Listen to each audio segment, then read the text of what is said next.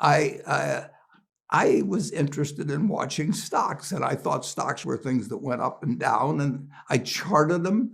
I read books on technical analysis. I read Edwards and McGee. I think that was the classic then. I mean, hundreds of pages. And I read that whole thing over and over again. I read Garfield, Drew, I read everything.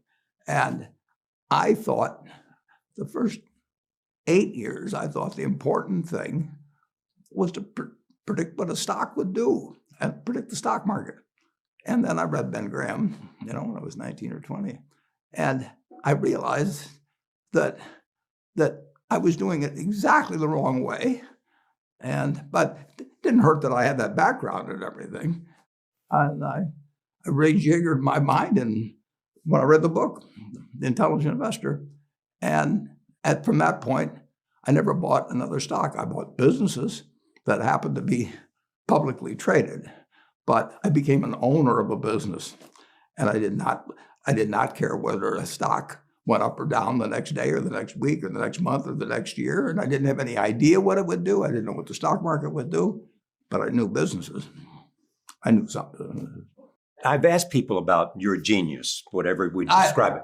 No, I'm a bright guy who's terribly interested in what he does. So I've spent a lifetime doing it, and I've surrounded myself with people that bring out the best in me. And you don't need to be a genius in what I do. That's the good thing about it. If I went into physics or a whole lot of other subjects, I'd be an also-ran. But I am in a game that you don't need.